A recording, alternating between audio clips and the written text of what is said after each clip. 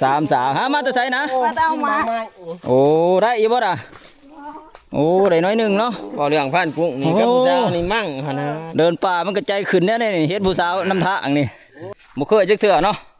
มาป่ามาพ้อผู้สาวนำทางทุกคนเลยผู้สาวกับผู้สาวซ้ำเนาะแน่เห็นแล้วก็ใจเต้นตึกตักตึกตักทุกคนเลย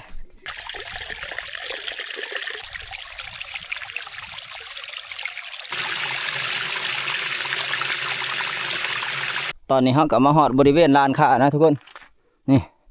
คือทุกคนเห็นหินเป็นสงกสงิกนี่เนาะคือหินแต่สมัยโบราณพุ่นเลยทุกคนเอ้ยมันถือเสาะเกลื่อนเนาะของน้ำนี่จะเป็นร่องรอยหินนี่ยังเป็นก้อนอยู่แต่ว่าในลานนี่คือลานที่มีหินหลายนะเฉพาะว่าหินเป็นก้อนโครคิเดหรือว่าเป็นงูหินทุกคนในลานค้านี่เนาะ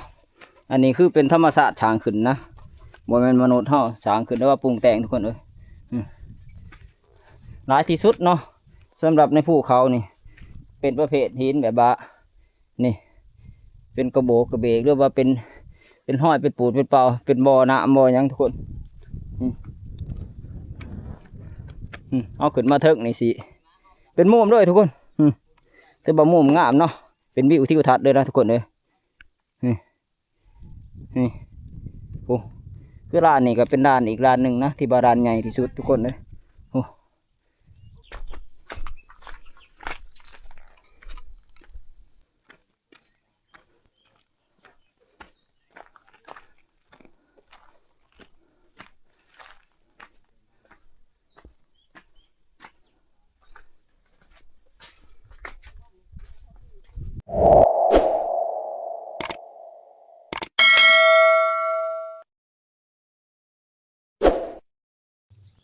ทักทายสบายดี FC บุตรผู้ทุกคนเนาะสวัสดีตอน8 โมงเช้าทุกคนคือมื้อนี้เฮาก็สิเข้าป่าคือเก่านะคือว่าขึ้นภูเนี่ยเนาะไปหาอยู่หากินตามเคยทุกคนแต่ว่าไปมื้อนี้นี่ไปกัน2 คนนะกับผ่านใหญ่เนาะแต่ว่าทีมงานเฮานะขึ้นไปก่อนหลายคนนะเนาะเพราะว่าสิเป็นผ่านทองผ่านม่องผ่านเดือนผ่านเปาน้ำทุกคนแต่ว่ามื้อนี้นี่อากาศดีทุกคนเลยที่แรกเฮาว่าสิบ่ได้ขึ้นนะเพราะว่านี่คุ้มฉีดยาเนาะยาคุ้มหญ้าทุกคนเลยมดมือด้วยนะคิดว่าสิบ่ได้เอาเนาะแล้วก็ว่าสิบ่ได้ไปโชคดีว่านนี่เพราะว่าฝนมัน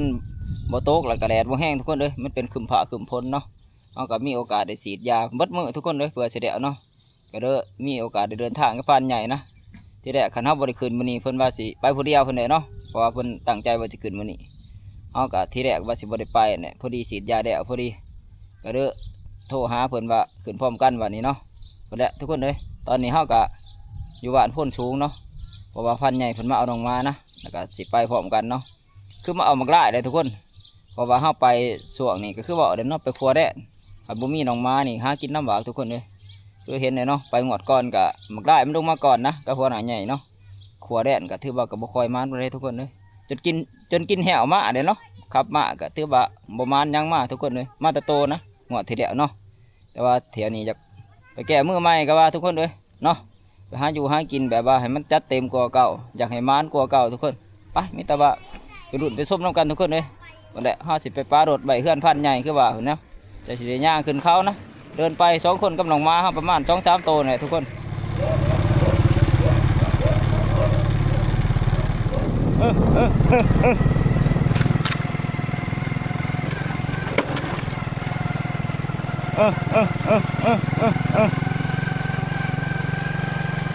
ไปแดนเกือบแดนเอาขี่รถจักรน้ำกับโบขี่เอาแดนเอาได้ตัวหมอเกือบก็มาได้ส่วนหมอกุดขี่รถน้ำพานใหญ่นะเพราะว่ามาลำทางเนี่ยม้าก็จะแดนใส่เนาะหมอกุดมันตัวหน่อยเนี่ยมันหยาดหรือเอาขี่รถน้ำพานใหญ่ส่วนชุดนี้เขากับว่าจะเอาขี่รถน้ำอยู่แต่พวกคนโบขืนเนาะเป็นถนัดแดนเอา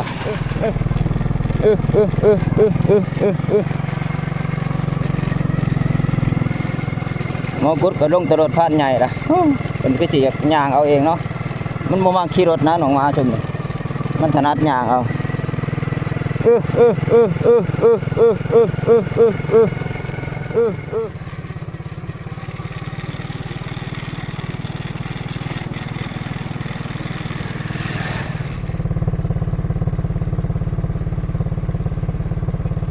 ไปแดนได้เอ้ยมันแห้งแดดนี่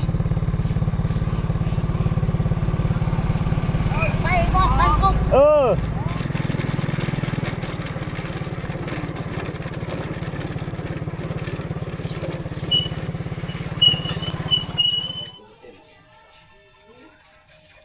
เมื่อยบ่เกือบเอากลับมาหอดเทือนพันใหญ่ละทุกคนพักผ่อนกันเนาะจักหน้อยหนึ่งจักสิขึ้นเขานะเพราะว่ามันก็แลดแห้งดีมากบางหันเนาะกับพักผ่อนน้องม้านํคือน้องม้าเขาแดนมามันก็ไกลนะทุกคนเนาะจากพ้นชูงมาบ้านพันใหญ่หรือว่าจุดคำเตยนะทุกคนประมาณ4-5 กิโลเมตรพุ่นเนาะความไกลถือว่าก็สมควรเติบว่าสิเอาขึ้นรถน้ำกับน้องม้าเฮาเพิ่นบ่ขึ้นนะเพิ่นบ่ถนัดขี่รถจักรเนาะเพิ่นย่างเอาแดนเอาทุกคนเลยคือเห็นเนี่ยเนาะมาหอดเทือนพันใหญ่ก็ถือว่าโอ้หัวลมเริ่มออกทุกคนนี่ลมพัดใบไม้บีเย็นคักนะทุกคนเพราะว่าเฮือนเพิ่นนี่เนาะมันก็สูงกระโลงนี่แต่ว่าเพิ่นบ่ทันได้คือว่าโอ้นี่บ้านเพิ่นก็สิไปน้ำทุกคน สบายดี ไปเป็นบ่ ไปแล้ว โอ้ที่แรกว่าสิไป2 คนก็บ่ฮู้ว่าจะสิไปเอาจะเอาไปจัดได้เนาะมื้อนี้เนาะ แม่น เพราะว่ามันเบิดฤดูกาลหาเพิ่งเลยทุกคนว่าเดือน6เดือน7แล้วเนาะหน้าฝนแล้วก็ว่าแม่นเพิ่นก็เลยอยากไปหาครัวหากินน้ำหมู่เฮาแหละคือว่าเนาะเพิ่นก็นายผ่านเก่าแล้วนี่ก็เลยจักอันนั้นติดใจบ่เบิ่งบ่ค่อยมานหมูเบิ่งมาเบิ่งสุดก่อนนี่ติดใจเลยเนาะ ติดใจแล้ว เพราะว่าพอดีมานคักมานแน่เนาะไปแห่งอย่าไปนำกันหลายๆคนมันจังม่วนจังได้ซอยกันหาอยู่หากินเนาะเตรียมตัวจะน้อยขึ้นพักผ่อนก่อนซุ่มนี่เป็นน้ำหมักจับนะทุกคนที่เฮาสิเอาขึ้นไปเฮ็ดหัวนี่เนาะคือหัวเที่ยงหน้าหน่อยเฮาคือว่าเด้เนาะเพราะว่าช่วงนี้งัวควายโอ้ถล่มทลายนะมุนมิ้นหมดทุกคนเลยเครื่องปลูกของฟังเฮาเนาะนี่2 โค้งทุกคนนี่คือของเฮากับของฟันใหญ่คนละโค้งเนาะที่เฮานัดกันไว้นะว่าสิเอาขึ้นไปอ้อมต่อขึ้นไปชุดก่อนเนาะงัวมันเฮ็ดเนาะแต่ว่าเฮาสิบ่ได้ถือขึ้นทุกคนเพราะว่าเฮาบ่ได้ขี่รถจักรขึ้นนะมันก็สิลำบากนี่เนาะมันหนักเฮาเจียของเจียสิ่งเฮากับพวกแห้งทุกคนข้าวสารอาหารแห้งเนาะนี่แต่ว่าถ้าทีมงานลงมาหรือว่าไปเที่ยวนาคันไปพร้อมกันหลายคนแต่สิเอาใส่รถจักรไปทุกคนคือรถจักรพันทองกับรถจักรว่าสัญญาก็เทิงหลังผู้แต่ว่าหมู่เพิ่นขี่ไปบ้านนี่เนาะนี่ราคาประมาณ200,000บวกลบทุกคนเลยโค้งหนึงนี่คือของเฮากับของฟันใหญ่เนาะแต่ว่าของทีมงานเฮาหั่นก็ยังบ่ทันได้ซื้อทุกคนนี่คือเฮาประเดิมก่อน2 คนเฮาไปพร้อมเดินทางทุกคนบาดนี้เฮาก็มาฮอดบ้านคำเตยแล้วเนาะคือขึ้นมื้อนี้ก็รวมๆแล้วสรุปก็คือว่า3 คนทุกคนเนาะกับพันเผิงพันใหญ่และน้องม้าเฮาก็3 โตนะคือน้องม้านี่มีแต่น้องม้าหัวหน้าใหญ่ทุกคนที่เฮาไปเอากับพันใหญ่มื้อเช้าเนาะได้มา3 โตนะก็คือมักลายมักเกิบแล้วก็มักกุดทุกคนส่วนมักโลกับหุ้ยเฮาบ่มานะเพราะว่าหัวหน้าใหญ่เพิ่นบ่ขึ้นเนาะเพิ่นมันก็เด้อบ่มาเอาแต่ตัวเด็ดๆว่าทุกคนเลยขาดบ่ได้ก็คือมักลายนี่แหละเนาะนี่มักลายก็มักเกิบขาดมักลายมักเกิบนี่หากินลำบากคือว่าแหละอาศัยกินน้ำหมู่เพิ่นนี่แหละผู้เพิ่นเก่งแน่คือไปสุดก่อนก็โอ้หมาหน่อยก็บ่ค่อยเฮ็ดทุกคนเลยได้หมูก็บ่ทันเนาะเพราะว่าหมาพันทองมันก็บ่เก่งปานใดแหละคือเห็นแหละอาศัยกินน้ำพอกนี่คือใครแน่หมาก็3 คนก็3บางเทื่อมันมาทุกคนบัดนี้เอาก็ขึ้นมาหอดผู้เลยทุกคนนึกว่าหอดเขาเนาะแต่ว่าบ่ทันหอดถึงหลังผู้นะตอนนี้ก็อยู่ในส่วนกลางๆเนาะสำหรับทางขึ้นแต่ว่ามาเที่ยวนี้ก็บ่ได้ของปลูกของฝังทุกคนเลยว่าเฮาฝ่าแน่เนาะคือบ่ได้ยังมาปลูกเลยนะคือจะได้ก็ขอบคุณขอบใจน้ำ FC เนาะที่แนะนำมานะสำหรับเครื่องปลูกของฝังเฮาว่าสิเป็นมะละกอหรือบะมะฮุงแล้วว่าพวกผักมีชีส้มทุกคนเลยคือผักกระเพาะเนาะเอาไว้เที่ยวนาทุกคนกันเฮามีเวลาสอกหานะเฮาจะสิได้เอาขึ้นมาเนาะคือว่ามามื้อนี้ก็เผาแน่นี่มันก็สวยเลยทุกคนเลยคือว่าเที่ยงนะนี่เอามาหอดช่วงกลางผู้ทีมงานเฮาย่างขึ้นก่อนลุยทุกคนบัดนี้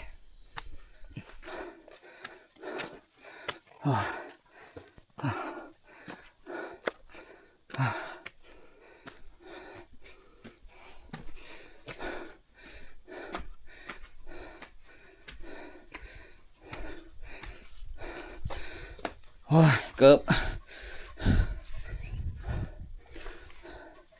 มาหอดทำแอนนะทุกคนเด่นเอาเครือแต่นั่นนะทุกคนช่วงนี้ก็หอนแห้งเนาะเพราะว่า12 โมงกลัวๆนะ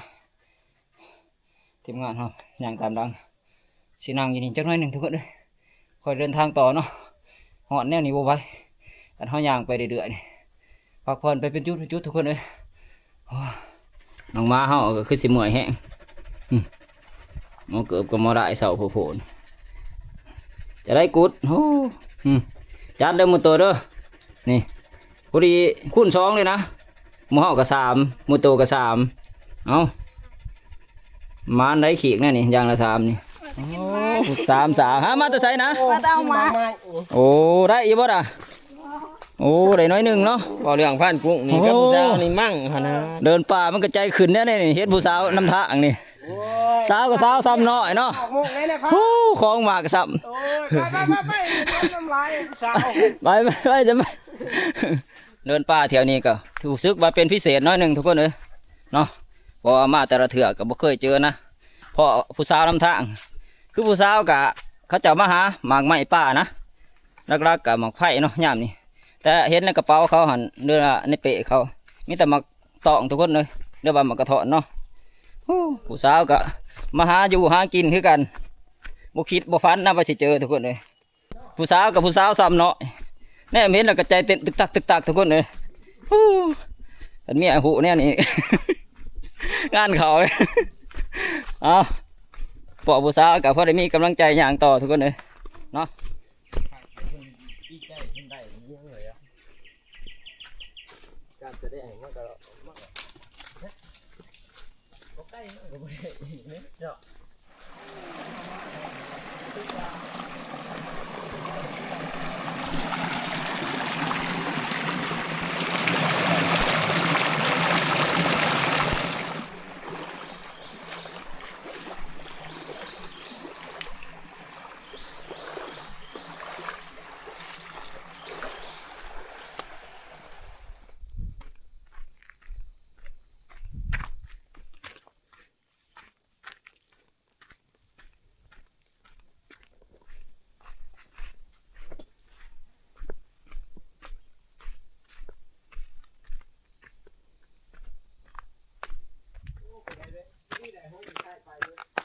นะเขาสิงไข่บ่ใบมันน้ำข่อยกระลายอยู่ปาดมาพอดีเหงาหนึ่งปึ๊บโอ้กระถมหน่อยเนาะเขาบ่เคยมาจะเขือได้กระถมเด้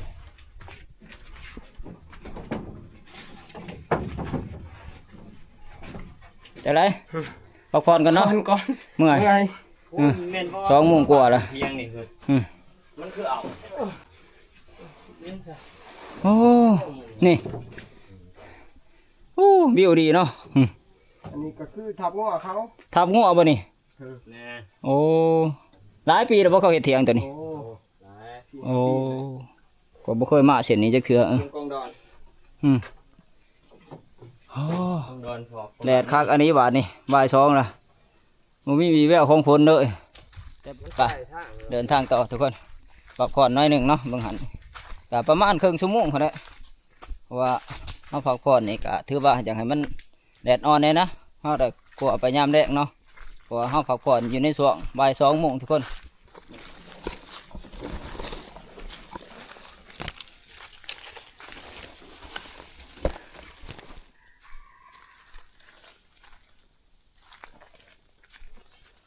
ออกมาได้บ่พอข้าวนะทุกคน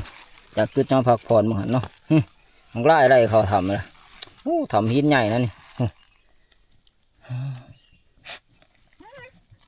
เห็นอยู่บ่ได้เฮ้ยไปหอดใช่เลย ลัดได้คุณลัดได้ ฮะ ที่บ่มันเกี่ยวเอาคางเหรอ มอไล่บ่เขาไหนฮะโอ้น้องมาเขาไหนเด้อบาดนี่สงสัยมันเห็นเนาะ นี่มาคุดลัดทางนี่กุ้งบางๆ มันเป็นหูไปเบื้องนั้นบ่ นี่มันเหลี่ยมหินไปเลย โอ้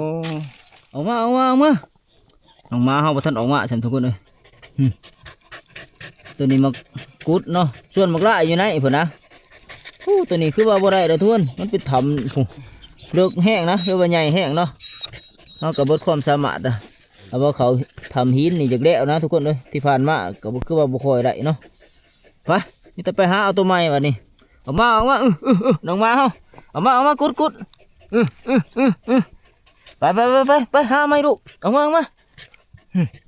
หมอนี่จะออกบ่ได้บ่จักนี่เบิ่งมา ดึงออก นะสิดึงสวยตัวออกมาโอ้ยหมอนี่ออกมาบ่ได้อันนี้ อะไร างออก หมอกุด ไล่ออกแล้วบอกแล้ว ยังหมกไล่บ่ยากเดี๋ยวมันออกมาเองอ๋อได้หมอกุดออกมาได้ละ เอา ได้ออกมาเด้อ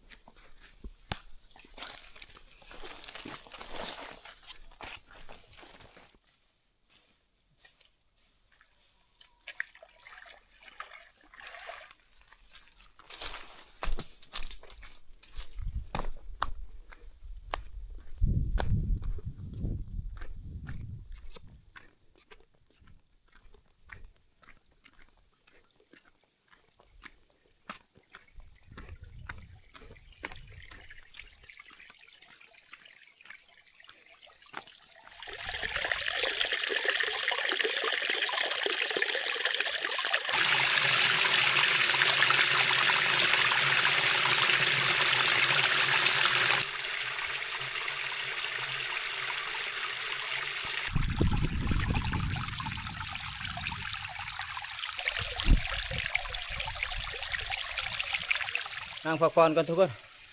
เนาะจักเล็กจักหน่อยนะคอยย่างต่อคือเฮามาหอดนี่ก็คือจุดห้องพักน้ำทุกคนจุดห้องพักน้ำเลยนะแถวหลุมนี่เนาะเอากะยังประมาณอีกสักพักหนึ่งพอเลยทุกคนเพื่อสิหอดเที่ยงหน้าหน่อยเนาะคือว่าครัวมาน้ำทางกับพระท่านมานทุกคนเลยคือว่าเฮากะเลาะป่าเลาะลงมานี่ก็ได้รอนนะเนาะเข้าไปกะยังพระท่านมีโอกาสได้มานทุกคนเลยพระท่านพ่อแม่งกากนะพ่อกับพ่อแต้มเดียวคือว่าเลยเนาะมันก็เข่าถ่ำเขาก็เริ่มบะไหลมันเพราะมันเป็นถ่ำใหญ่เนาะหมักไล่ก็มาคุดหมดเข้าไปกับพระท่านทุกคนเลยหมดเข้าไปเสียเมื่อยสื่อจะหน่อยจังยางต่อทุกคนเมื่อยป่ะเฮ้ยกดจัดให้ในตีหมอนี่เขาเราฝากความหวังไว้น้ำโตได้มาไหล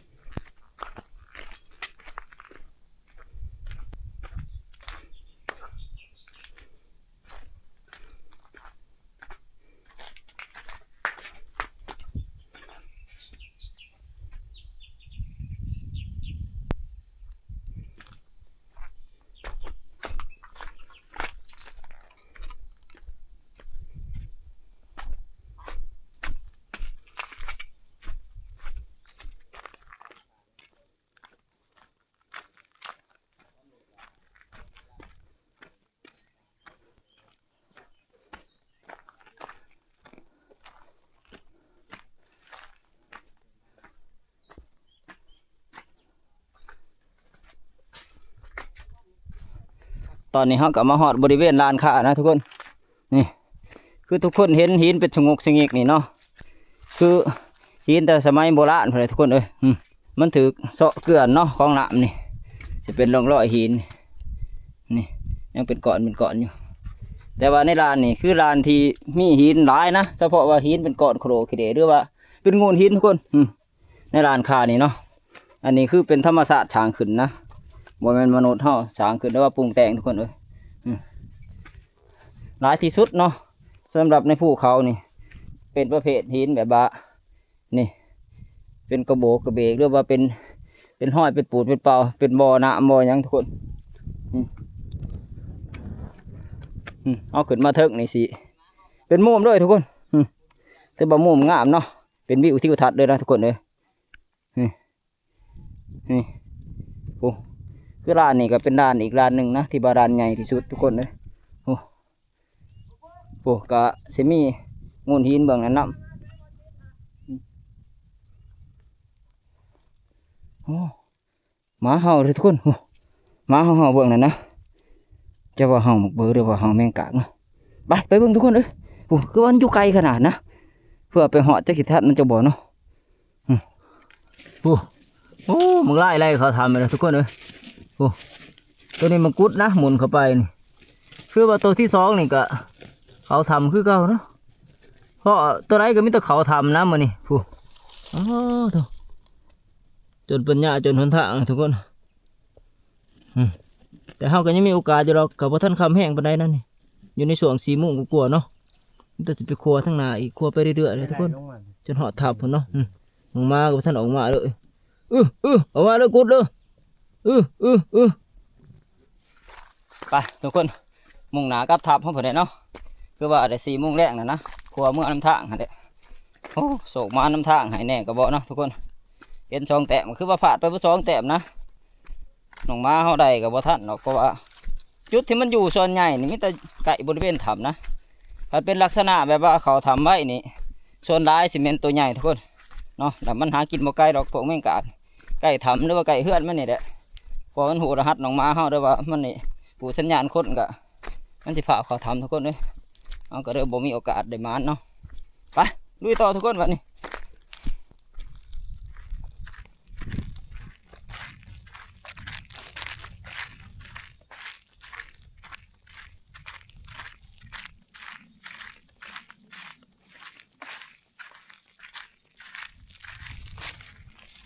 ขอพ่นหน่อยป้าเลยทุกคนเอามือเห็ดย่ำกินก่อนเดี๋ยวไล่เลยเว้ยพันเพิ่ง เด้ก็ได้3-4โอ้หลายเนาะเกินทีมอยู่โอ้เดืองหงเก็บเอาฮะเดี๋ยวเอามางามๆเนาะจะงามบ่งามได้นี่ บ้านอยู่บ่จะเสี่ยงเลยวะพอดีกินสมบานเมื่อหอดเที่ยงหน่อยพอได้เห็ดย่ำกินนะพอได้มีเหือมีแห้งเนี่ยแก่เมื่อยโอ้หลายคักอันนี้บาทนี่เก็บเอาไปนี่เลยเต็มนี่ไฟหัวหล่นโอ้ต้นใหญ่เนาะเต็มหัวกันเนาะโอ้ถือว่าเต็มตองนะนี่ซ้ำสิกินซ้ำนี่ไปฮะยังคำนะทีมงานนำเด้เจ้าเขาสิอยู่จักบ่เนาะจังว่าญาติหมู่ไปผักบ่งใหม่ไปเบิ่งมาหมู่สิอยู่หรือบ่ผูกกระไรด้วยพันถึงเอาเต็มเลยก็ได้เพื่อทีมงานเท่านี้เพื่อเขาอยู่กะกินน้ำกันแมนสูบยางมันออกคืนทั้งคืนมันเละตุ้มเหลี่ยม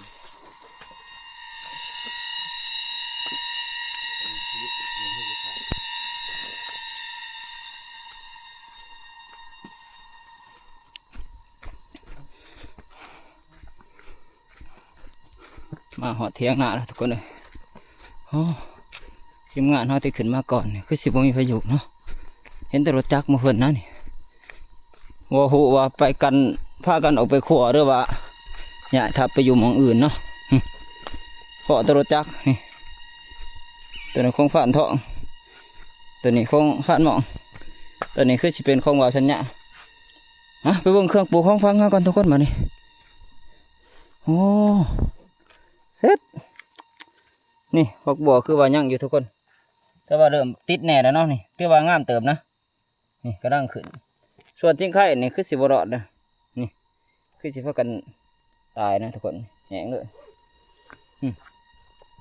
ส่วนหมกถั่วคือว่ามีอยู่เนาะโอ้นี่แตงถือว่างามอยู่ทุกคนเลยถือว่าง้อคือสิบคอยได้เขาเห็ดโอ้ตัวนี้กระด้างงามเลยนะ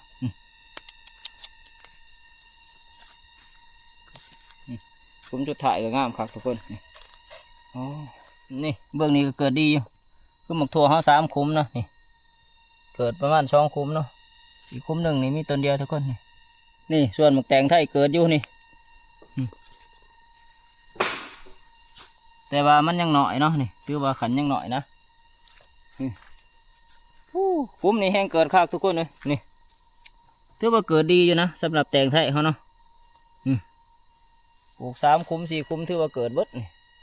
มาหอดเทียงกับบุพเพทีมงานฉันทุกคนสงสัยเพิ่นออกไปครัวแล้วก็เบิ่งสภาพลักษณะนี่คือใหญ่ทับไปอยู่หม่องอื่นเลยนะแต่บุหัวาไปอยู่ไซเนาะเพราะว่าผู้เพิ่นขึ้นมาว่านี่นะมีแต่ว่าเฮาสิอยู่นี่แหละทีมงานบ่อยู่กันสิพักอยู่นี่แหละทุกคนแล้วก็มื้อเช้าจะสิออกไปหาครัวเนาะแต่ว่าตอนนี้สิพักผ่อนแล้วก็จะสิหาได้กินข้าวกินน้ำนะทุกคนมาทุกคนกินข้าวน้ำกันโอ้ยต้มเขียดกับเจ้าสีมือพันเขตนะต้มเขียดคือเขียดกะพันใหญ่พันไปจับมาเนาะเอามาห่อทับแล้วก็สรุปทุกคนเลย นอกเพี้ยเนาะกินข้าวก้อนบาทนี่หมดแหละพอได้มีเหือมีแห้งไง หอยย่างไม่กินจ้ะ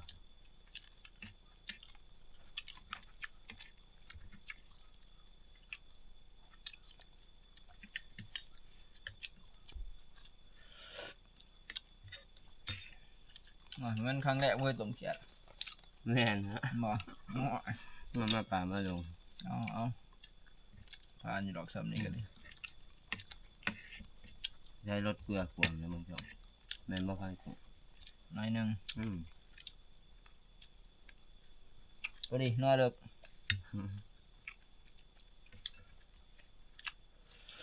บ่ได้กินเฮ็ดกินมาโดนแล้วเฮ็ดยามใดก็มีแต่อยากเข้มในเดือนเต็มเอาอยู่บ้านครับนี่เลยเนี่ย มีแต่แม่บ้านมาอยู่อ่ะ นี่กินค่อยแล้วก็เขาเฮ็ดเป็นเนื้อสับปลาเขาเฮ็ดกินขาดว่าได้ เขาเว้ย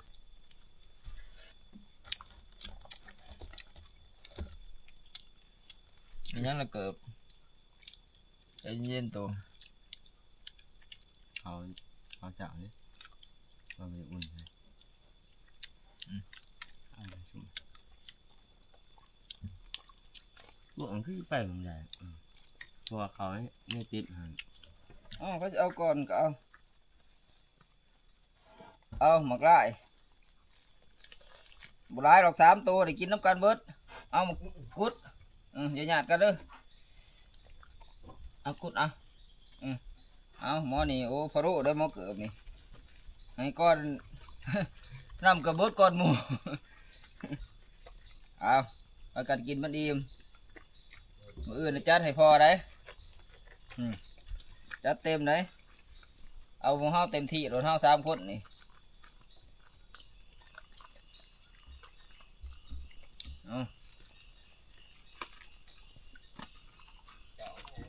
กินข้าวกินน้ำแล้วเฮาก็สิขอตัวพักผ่อนครับทุกคนเพราะว่ามื้อนี้ก็เมื่อยมาเบิดมื้อเนาะถือว่าเฮาขึ้นมาฮอดดังผู้ก็ช่วงเที่ยงนะเพื่อมาฮอดเที่ยงนาหน่อยก็เกือบทุ่มหนึงทุกคนเลย6 โมงกว่าๆเนาะถือว่าความมาก็บ่หวานทุกคนเนาะเพราะแดด2 ตัวก็มีแต่เขาทำหินนะก็ยังบ่ทันมีโอกาสได้มาทุกคนมีแต่มื้ออื่นเช้าพุ่นแหละเฮาสิลุยงานเต็มที่นะมื้อนี้เนาะกับทีมงานเฮาว่าสิออกครัวเบิดมื้ออันใดเนาะสำหรับคลิปนี้สิปิดไว้เพียงเท่านี้ทุกคนพอกันใหม่คลิปหน้าเนาะแต่ว่าก่อนอื่นหมดก็ขอขอบใจน้ำ FC เบิดจะผู้ทุกคนที่เขามาติดตามนะครับชมคลิปของเราแต่ต้นจนจบเนาะสุดท้ายก็อย่าลืมฝากกดไลค์กดแชร์กดติดตามส่องบอกกลุ่มคนหากินเด้อทุกคนเพื่อเป็นกำลังใจให้เราทำคลิปใหม่ๆต่อไปเนาะ